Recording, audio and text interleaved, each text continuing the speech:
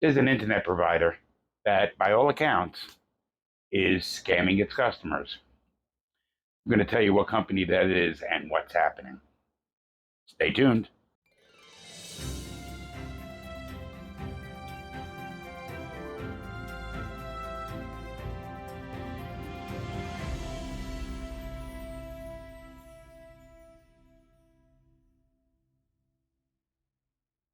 Hey everyone, I'm Felix. Welcome to the Roaming Gomes. If you're interested in full-time RV life, repairs, tips and tricks, or just seeing some of the places that we get to go, please consider hitting that subscribe button. If you hit that like button, it does a lot for the channel, and it's absolutely free of charge. Now stick around till the end of this video because our new feature is returning, and you'll see what it is if you stick around. As I indicated in a previous video, which I'll link up here, we started out our RV life using a company called OTR Mobile for our internet. They were promising unlimited, unthrottled internet access, and they were great for about 2 months. And then their contracts expired and their access to the towers they were using was no longer there. And I literally once sat online for 4 hours waiting to chat with a customer service representative. At that point, if you called their customer service reps, you were told to go online and chat. Basically, OTR Mobile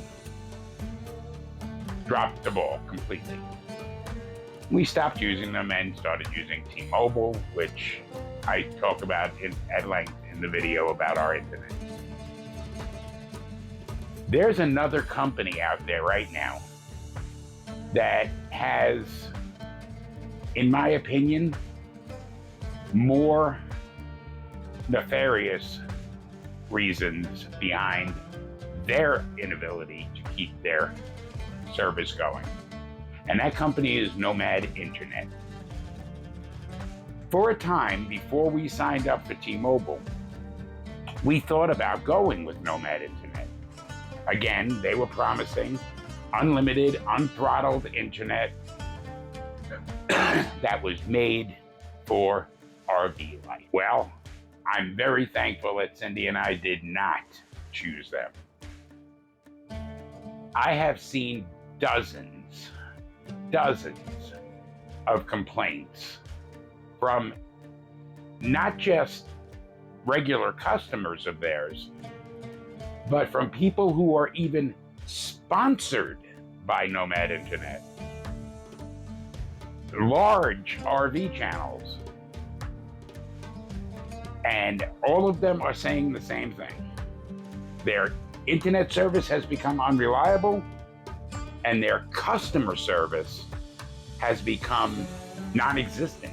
Now, a lot of this, in my opinion, again, after having done some research, goes to the CEO of the company, who has since stepped down. That man's name is Jaden Garza. However, with a little bit of looking around, you'll find out that Jaden Garza didn't exist before 2017, which is the year that Nomad Internet was founded. He was previously known as Homero Joshua Garza. And he and his wife, Jessica, were the primary owners of a company, a holding company of sorts, some undefined company called HXO. Well, HXO went out of business, and Mr. Garza and his wife were both investigated for fraud. And from what I can tell, they pushed that business aside and walked away from it to avoid further charges. They had received government money To their, I guess, credit, they returned that government money. However, hundreds, if not thousands of people lost their internet service and their email.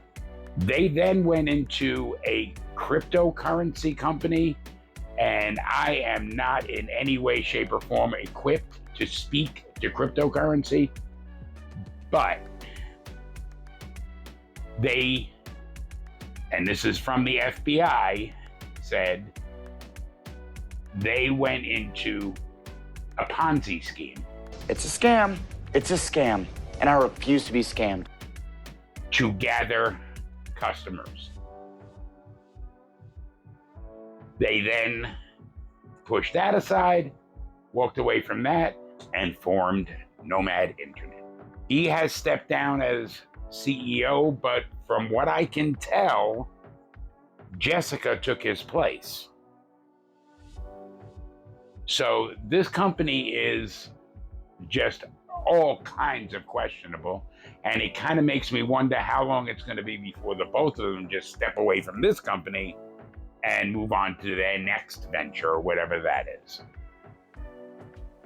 Bottom line, Nomad Internet is not to be trusted and is certainly unworthy of your money. It really kind of makes me feel bad because I hope you understand, I am not the kind of person to come on here and just do a negative video about anything. That's not the way I want to run this channel, and that's not the way I am.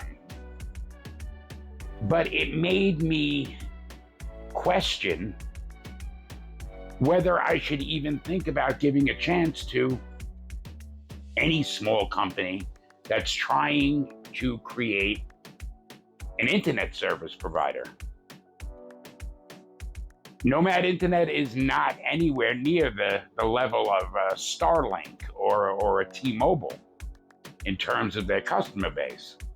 But they do have a significant customer base. Hundreds, tens, if not hundreds of thousands of customers.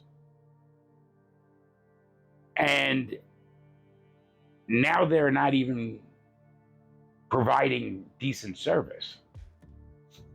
So, and you know, I have to go back to OTR Mobile, which was a small company also, and could not keep their service going. So I'm with T-Mobile. A lot of people are going over to Starlink. And I guess my only advice at this point is don't sign up for little unknown companies to provide your internet service. It just doesn't seem to be worth it. So now our bonus feature. And I did it a few weeks ago, and we didn't do it with Cindy's video from last week. Quite honestly, mainly because we forgot. It was kind of everything was a little bit off. And that feature is the origin of well-known phrases. And this week we're going to talk about what in the Sam Hill, which is probably a little bit more of a Southern-based phrase. But the origin of it is, there was a gentleman by the name of Samuel W. Hill, and he was a surveyor. And Mr. Hill apparently had a very, very colorful vocabulary. Swearing of all kinds was pouring out of me as I screamed. To the point where the people that were associated with him and that were in the area where he was, well, they associated using colorful language, expletives and others, with him. So, rather than say, what in the bleep, people would just say, what in the Sam Hill? That's all I got for this week. I hope you've had a good week, couple of weeks. I know I didn't give a video last week, but next week we will be doing a video, and I will be talking about changing the regulator on your propane tanks. Until next time, I'm Felix. This is the Roaming Gomes, and I hope we can help to bring you less worry and more wonder.